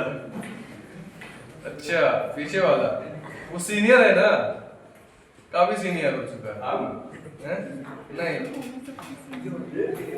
आपने कहा, अरे तुमने कहा, हमने कहा वो क्लास आज तक पहले भी लेता रहा। चलो कोई नहीं, नो इशू। क्षुद्र ग्रह, तो क्षुद्र ग्रह के बारे में कुछ लिखवाना है क्या?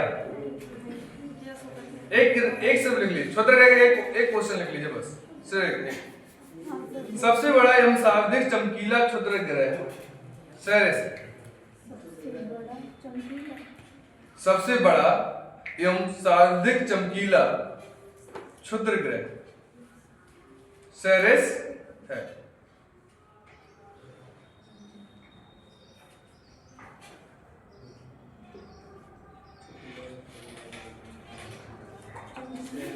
सर उसका नाम लिख दीजिए। सेरेस,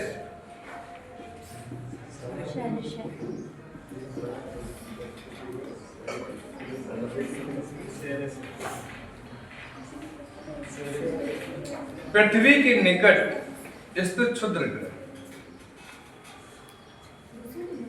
एंटेस, हाँ, पृथ्वी के निकट तथा पृथ्वी के निकट स्थित क्षुद्र ग्रह एंटेस, अपोलोस, एंटेस, अपोलोस व अमोर्स, हाँ, अमोर्स, अमोर्स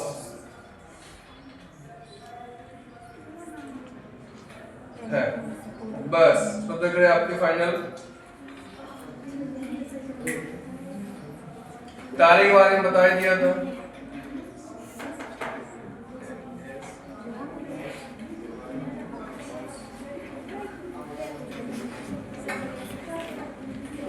अच्छा, हरा ग्रह किसे कहते हैं? बात करने लगते, बताओ। अभी लिखवाया है मैंने। नहीं सर, पृथ्वी को कहते हैं।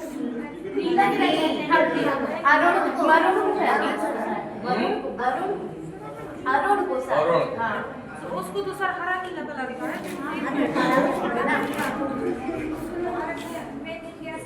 छल्लेदार ग्रह, सबसे अधिक छल्ले किसमें पाए जाते हैं? सन। तो ग्रह कौन सा है? सन। लाल ग्रह, लाल किसकी वजह से? चांद का तारा शुक्र ही है, चांद का और सूर्य का और इतनी बार चिल्लाते रहे वही। सनी किस कलर का है?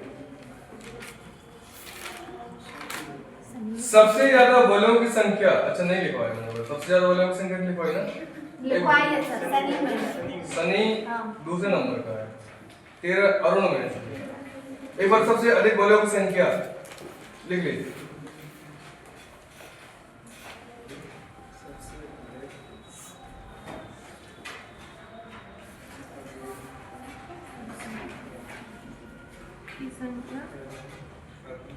अरुण में 13, सामने लिख दो 13, शनि का 7, बृहस्पति का 3, वरुण का 6।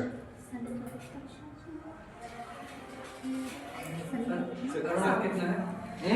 अरुण का है 13।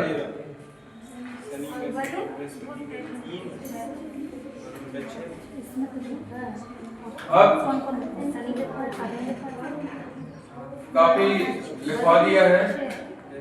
हम सोच रहे हैं कुछ आपको कल के टॉपिक्स के बारे में समझावे ना, क्योंकि आज समझाएंगे कल लिखवाएंगे। ज्यादा नहीं लिखवाया हो, ज्यादा लिखवा दिया क्या, पर जितना भी है देखो समझाया भी है। उसके एक पॉइंट से मैं यहाँ जाऊंगा तो ऐसे आपको 1000 पॉइंट्स लिखता रहूंगा, सब भरेगा काम। परंतु एक पॉइंट्स में अगर हम 10 क्वेश्चन एक सॉल्व कर जाए तो वो ज्यादा बढ़िया होता है कि 10 को पढ़ें। ठीक है,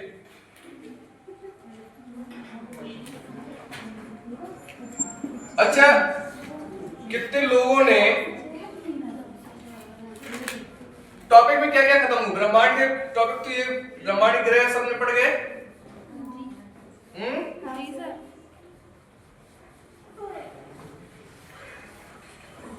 ब्रह्मांड की उत्पत्ति के संदर्भ में सबसे पहला सिद्धांत किसका? टॉलमी। कौन सा सिद्धांत आया था? जियोसेंट्रिक। जियोसेंट्रिक। तो कोपर्निकस का कौन सा था? हेलियोसेंट्रिक का मींस क्या था? कि सूर्य के चारों पर है, सूर्य केंद्र पर है। सूर्य केंद्र पर, और वहीं से सौरमंडल की प्रवृत्ति आई। ठीक, बताओ ऐसे क्वेश्चन बताओ, बढ़िया आ तो रहे हैं, आ रहे नहीं आ रहे? अब इसके बाद आपको तारे का जन्म, हाँ तारे का जन्म कैसे होता है बताओ? तारे का जन्म बताओ।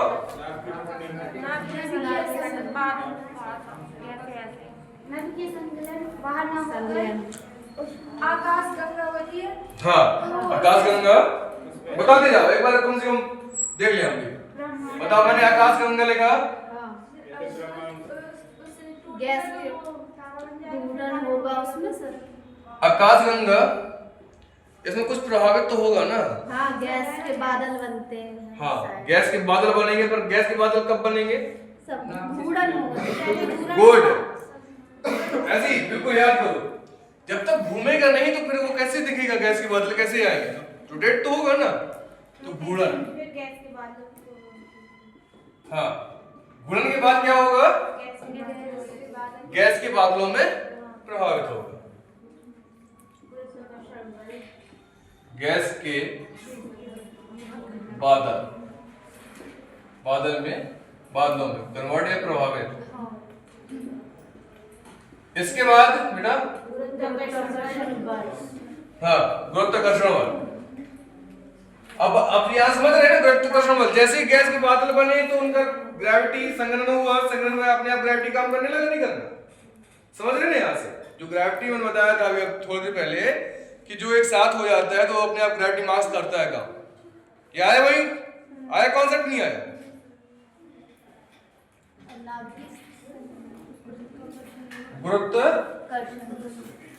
गुरुत्वाकर्षण बल।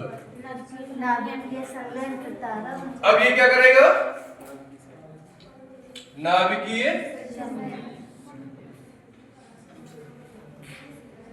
संलयन। अब जब नाभिकीय संलयन किस चीज का होगा? किसका होगा? हाइड्रोजन का और कन्वर्ट किस में होगा? हीलियम। हीलियम।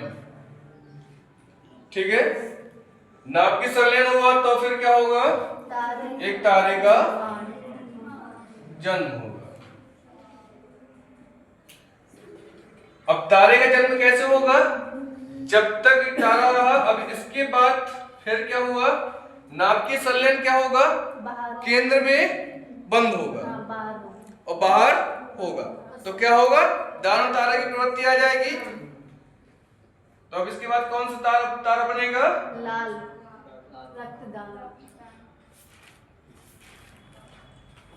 रक्तदान। रक्तदानव कैसे बना? लिख दूं यहाँ? बाहर जब संलयन होगा, बाहर नाभिकीय संलयन होगा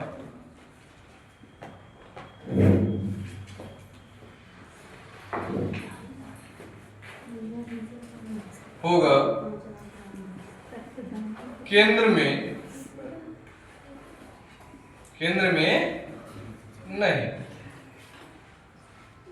बात हो गई स्पष्ट? अब क्या होगा इसके बाद? हाँ, अब हीलियम जब बचेगा तो कौन सा होगा? नाभिकीय संलयन बंद हो जाएगा। नाभिकीय संलयन बंद हो जाएगा। अब बचेगा तो कौन सा? इसमें दो चीजें कन्वर्ट हो गया निकलेगी। कौन सा? 1/4 ms से कम और 1/4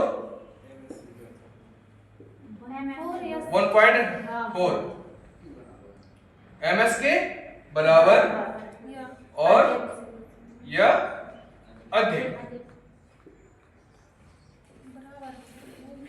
ठीक है, इसको क्या कहा गया था? चंद्रशेखर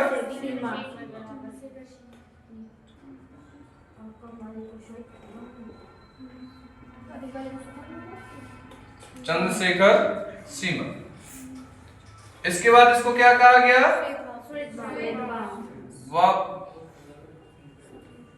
श्वेत या ऐसे जीवाश्म। जब ये ठंडा हो जाता है, वही अगर न लिखवाया हो तो लिख लीजिए। अगर ये ठंडा हो जाएगा तो कैसा होगा? काला हो जाएगा। इसे बोल देते हैं ठंडे में होने पे काला, काला वामन। ठीक है, ये पूछेगा नहीं इतने अंदर तक का। ठीक है, चंद्रशेखर सीमा हो गई। इसके बाद जो होगा तो यहां से न्यूट्रॉन तारा की प्रवृत्ति आएगी ना? न्यूट्रॉन तारा की प्रवृत्ति कैसी आएगी कि जो इलेक्ट्रॉन है वो क्या करेंगे? मुक्त अवस्था में घूमेंगे तो नाभिक से बाहर चले जाएंगे। नाभिक में कौन बचेगा? Only neutron. और जैसे न्यूट्रॉन बचेगा तो कौन सा तारा कहलाएगा? न्यूट्रॉन।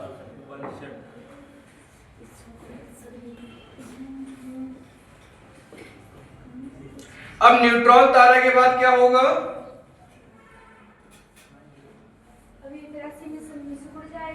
हाँ, अभी क्या होगा?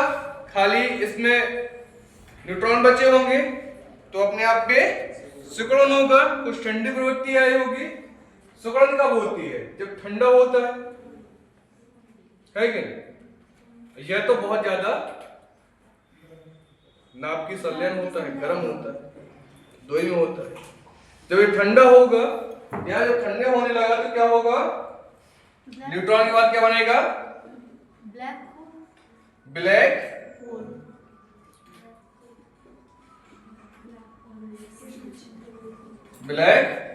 होल। अब ब्लैक होल हो गया तो क्या हो गया? ये खत्म हो गया। अब इसको कुछ पता ही नहीं होता। इसके आगे कुछ और लिखवा था क्या? तो आपकी यह पूरे तारे की पूरी संरचना गतिविधि जो है पूरी यहां मैंने। अब बताओ इस तारे में कौन सा तारा पूछा जाएगा? रक्तदानव पूछा जाएगा या लाल तारा पूछा जाएगा? है कि नहीं? ये पूछे जाएंगे। बता सकते हैं नहीं बता सकते हैं? जन्म से लेकर मृत्यु तक की उनकी कहानियां।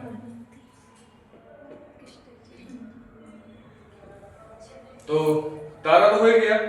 अब इसके बाद अपन चलेंगे पृथ्वियों की गतियां। पृथ्वी गति कैसे करती है, ठीक है। जो बच्चे नहीं आए थे उनके लिए भी हो गया, मिटाए इसे। अब बताओ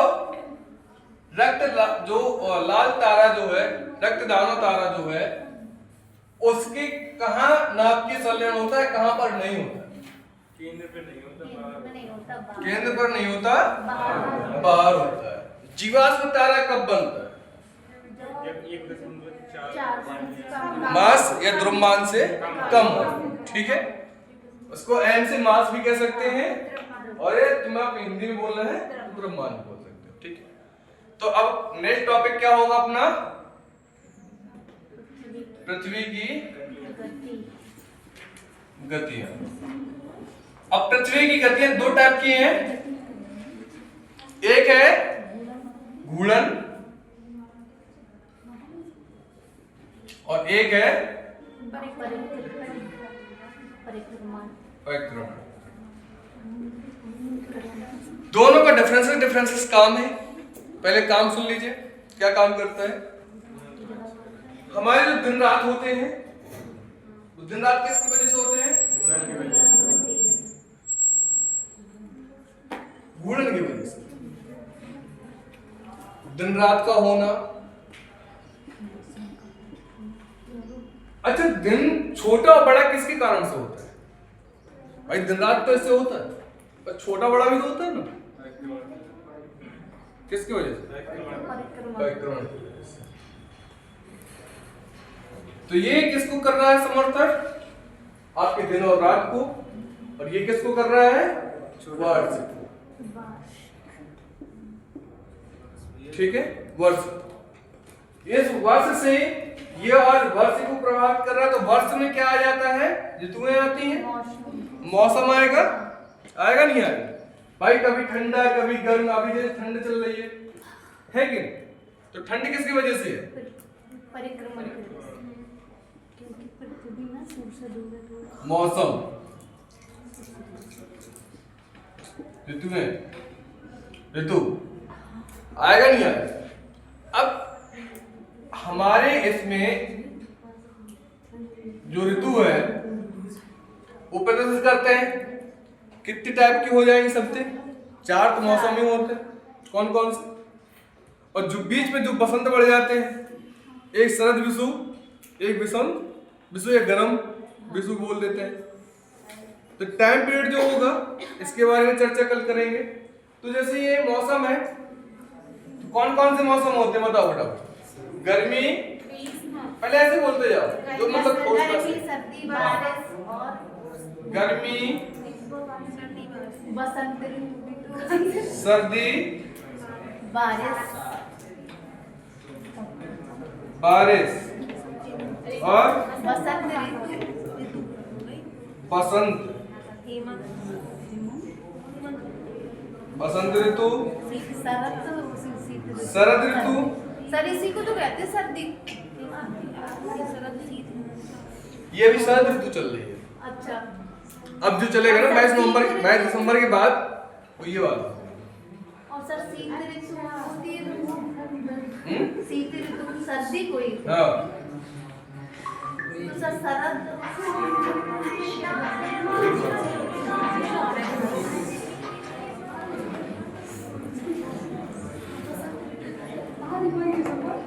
अब ये जो बसंत ऋतु है, देखो गर्मी हो गया आपका, ठीक है।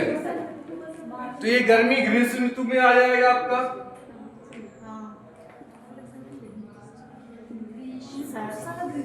वो वाला सावन, सर वाला पूरा, वो वाला सरकोड वाला सावता, हाँ ग्रीष्म ऋतु, ठीक है, शीत ऋतु, बारिश, बसंत ऋतु और शरद ऋतु।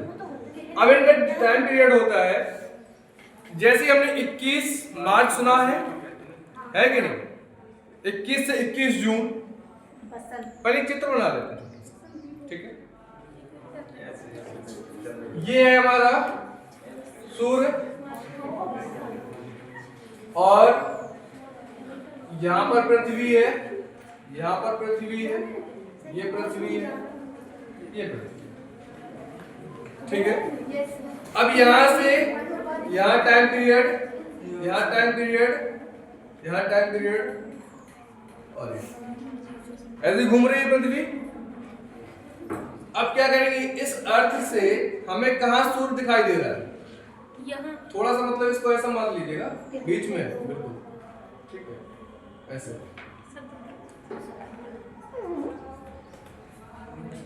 अब ये यहाँ दिन उजेला होगा, सॉरी उजेले में तो ऐसे रहना चाहिए ना, ये कैसा होगा? अंधेरा। अंधेरा वाला रीजन होगा। ऐसी सेम इसमें कंडीशन आई होगी, हाँ होगा नहीं होगा? ये अंधेरा, ये उजेला। अगर मैं यहाँ भी देखूं तो ये अंधेरा अंधेरा, ये उजेला, और ऐसे यहाँ पर, अंधेरा कुछ नहीं। ठीक है। अब बात समझने की बात ये है, सूर्य का डायरेक्ट विकास नहीं से यहां से सूर्य चलता है 21 मार्च, ये क्या है? 22 दिसंबर, ये क्या है? 23 सितंबर, और ये क्या है? 21 जून। ये यहां से जब यहां का टाइम पीरियड होता है तो कौन सा होगा? शरद ऋतु। भाई मकर रेखा से, मकर रेखा में सूर्य कब होता है? 22 दिसंबर को, ठीक है। 22 दिसंबर पीछे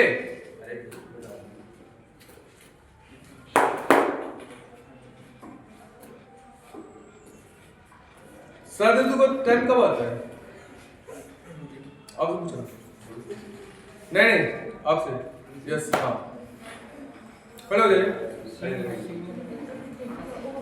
कब टाइम आता है शरद ऋतु का? सॉरी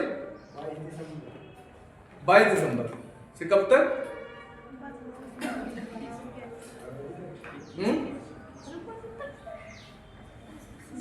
जब पता ही नहीं है तो कुछ यहां सुन लो।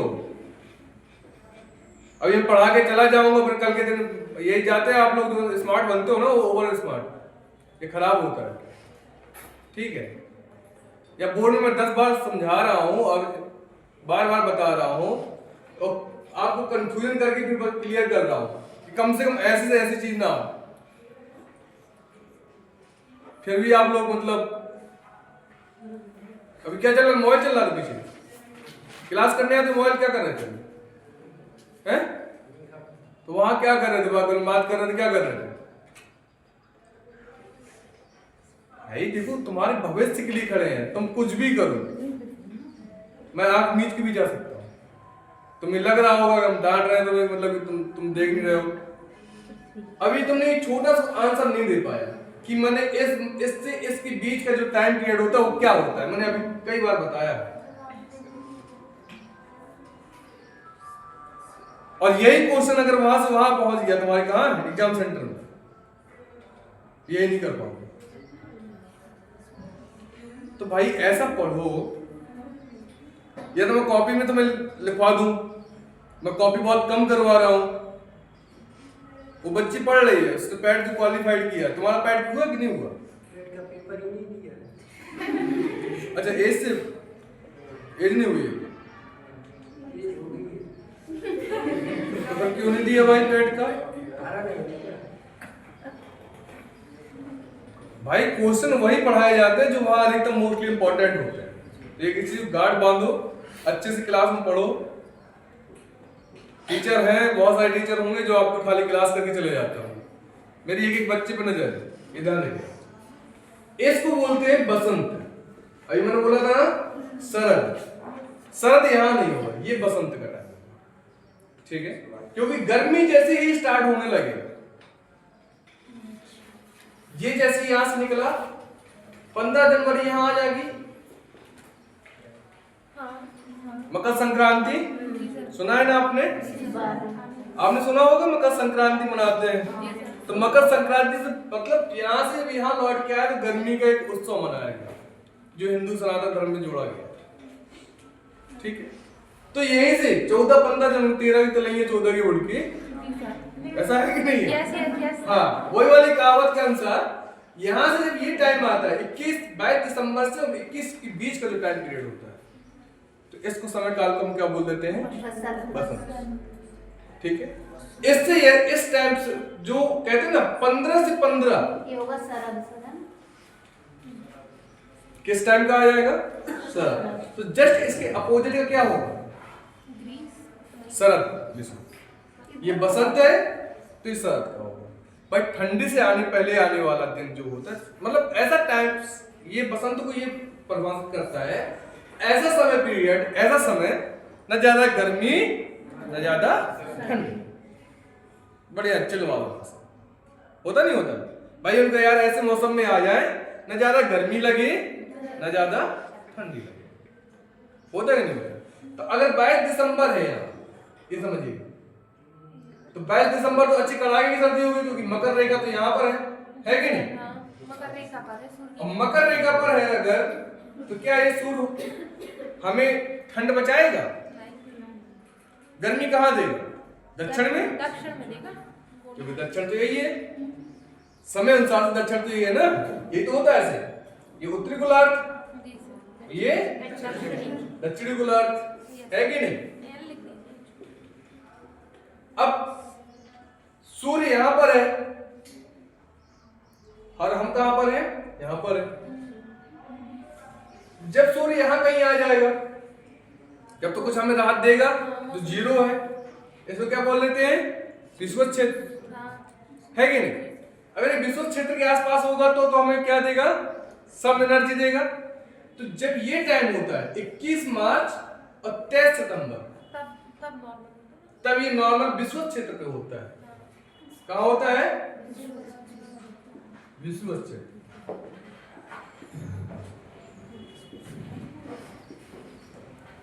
अब अगर ये विषुवत क्षेत्र में है तो यहाँ पर विषुवत क्षेत्र में है तो मतलब भारत का समय कैसा होगा? मौसम समय एक समान होगा नहीं होगा? अब ये विषुवत क्षेत्र से 23 सितंबर और 21 मार्च के बाद जैसे ये ऊपर को जाता है कर्क रेखा पर, तो क्या होगा? समर वेकेशन चालू हो जाएगा। और जैसे ही यहाँ 23 सितंबर से मकर की ओर जाता है तो कौन सा वेकेशन होगा? विंटर वेकेशन होगा। और जैसे ही 22 दिसंबर को अपने पीक में पहुंचने के बाद फिर जब ये लौटता है तो कब आएगा विषुवत में? 21 मार्च को। तो जो इसके बीच का टाइम पीरियड होगा उसको हम क्या बोल देंगे? बसंत। और जो इसके बीच का टाइम पीरियड होगा क्या बोल देंगे? भाई यहाँ कर्क में पहुंच गया, ये यहाँ कर्क पे होगा नहीं? बात समझ में आई? अभी नहीं आई समझ, दोबारा समझ अच्छे से बता। सर वो तो समझ आ गया कर्क में जा रही मकर में, पर ये नहीं समझ आ रहा कि आप इधर शरद क्यों कह रहे हैं जबकि जून और सितंबर के बीच मैं शरद को अब बसंत जो है, बसंत समझ रहे ना? बसंत आ गया। एक बसंत ये है तो शरद इसका नाम दीजिए। जैसे विंटर चालू होता है तो सर शरद का विंटर से कोई लेना चलो एक बार हम दोबारा बता दें, दें। अच्छे से बता रहे हैं। यही प्रॉब्लम पूरे सब जो है। हाँ, ये शरद ठंडी है, देखो बाकी समझ आ रहा मुझे। 3 बजे तक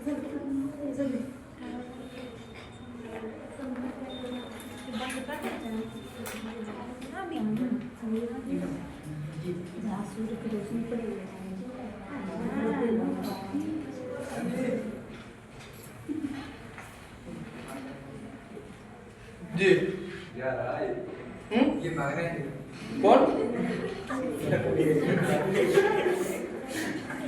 बेटा देखो अभी पढ़ लोगे सर उम्र सुधर जाएगी। बाकी तो ऐसा है पढ़े ना पढ़े कोई चला जाएगा तो अभी हमें कोई फर्क नहीं पड़ने वाला, और कोई बना रहेगा तो अभी कोई फर्क पड़ने वाला नहीं। ठीक है, तो ये बिल्कुल निकाल लीजिए कि अगर सोच किसी की सोच के हम है तो प्रबल सर है, प्रबल सर की इतनी नीडेड नहीं होती है, ये ध्यान रखिएगा। बहुत सारे जब काम करना होता है वो व्यक्ति को तो बहुत सारे काम करता है, जाने तो बदतमीज तक, एक तो अपना नहीं पढ़ रहा दूसरे को भी डिस्टर्ब कर रहा। अच्छा यहां समझिएगा टॉपिक से जो उसको पढ़ना है वो पढ़े, पढ़ाई है? पता नहीं सर नहीं बंद नहीं। आप जैसे ये अर्थ सन है, ठीक है,